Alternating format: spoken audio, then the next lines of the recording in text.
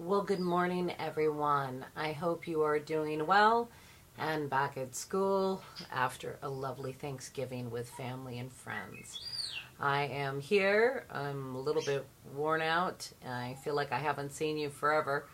As most of you know, my mother-in-law, Mary, passed away, which was very sad. She'd been really ill since June, and we'd been working to try to get her well, but it just didn't happen. So that was very disappointing, and of course very hard to be without her.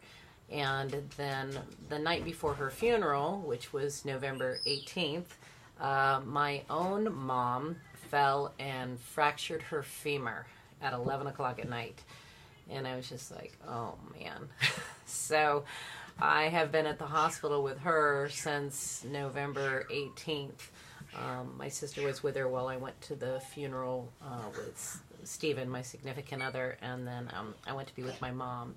And because of my mom's age, my mom's 89, almost 90, it was a little bit more, complicated, of course, because of age. So she had the surgery. They weren't able to give her the surgery until Monday night because her blood pressure was, she was just having a lot of stress and things were going kind of wonky with her body.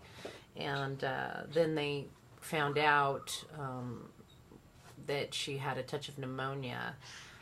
So she went straight to ICU. So I spent Thanksgiving in ICU, but it was touch and go for a little bit. My mom had to have blood transfusion, but then on Thanksgiving she turned and things went much better. And so I just got her into a rehab yesterday to work on getting her back home with me. So I was hoping to post a video yesterday morning, but anybody out there, any of you guys know, dealing with hospital stuff ends up taking a lot longer than you think. So here I am, and wishing you well. And so if I look a little bit tired or sound a little bit tired, that's why, but everything's okay. So it's week 6, and you're focusing this week on the digital divide. And I wanted to talk about that for a minute because, this class is leveraging technology for all. And we're not just talking about students with special needs. We're talking about everyone. And one of the things that I've been seeing a lot of lately, and I've been thinking about lately, and it's funny when you're put in positions where you're dealing with different people. And in this case, I've been taking care of the elderly now for quite a while. And I have been really watching how the digital divide is isolating a lot of people from that generation and making it much more difficult for them to have a safe and comfortable life where they can access things the same way that many of us do. They have a hard time understanding digital technology. My mom in the hospital, they had this really cool TV now that just swing arms out in front, and it's TV and it's radio and it's phone, but she couldn't figure out all the buttons on that. So now you're looking at somebody who in their home environment maybe has easy access because of years of, cues and knowledge and being able to use things. You update something as simple as the remote on a TV and they're at a loss. They don't know how to find their regular news channel, or they don't know how to find their favorite TV show, whatever. The same with telephones. Everything's so automated now that a lot of times older people can't hear the cues or what's going on, and they're kind of left behind and out of the loop. And so we see that with elders. We often see that with new second language learners who don't understand all of the cues that are going on, especially if there's English and that's it, or Spanish, that's it, and they're Vietnamese or Russian or whatever, and they're trying to figure it out. We see it with our students that are disabled. And so these are things that we need to think about. And in school, when we're teaching, legally we have to provide equity for all. And so when we're doing all of these great things with technology, that's wonderful. But you have to make sure that all of your students have a way of being able to enjoy that technology and use that technology, and that legally you are making sure that, they do have that equity. And in one of the articles that I've asked you to read, it talks about how the middle class and the wealthy, we can afford this high-speed internet and things like this, while people who are lower in the socioeconomic frame, can't. And then once again, you're not able to leverage the technology. So in your discussion board last week, you guys were talking about flipped classrooms and those types of things. And I wanted to bring that up because I flipped my classroom quite a bit. And it all started when I became a professor for Concordia, because we do everything online.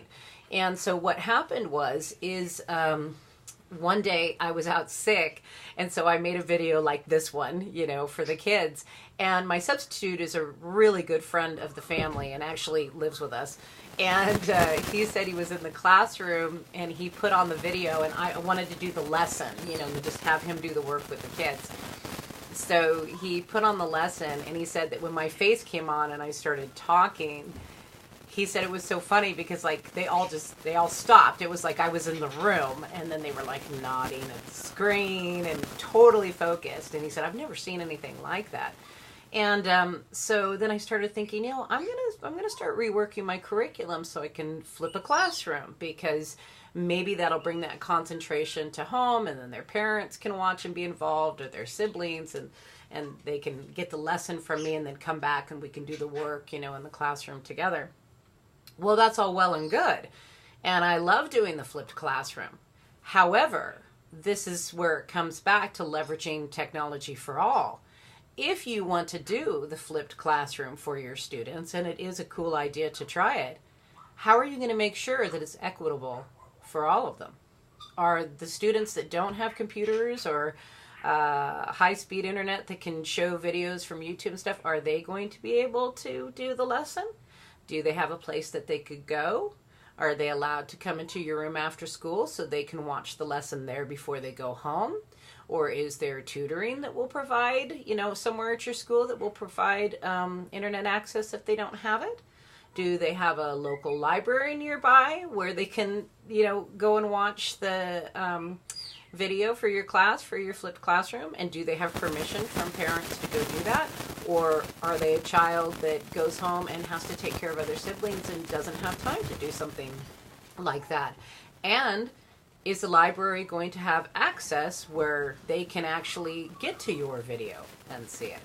So it becomes this bigger issue. There's this ripple effect. It's like, here's your flipped classroom, and then you have to look at all the ripples. How am I going to make this? There's all these things, these connections that I have to think about. Is it going to work?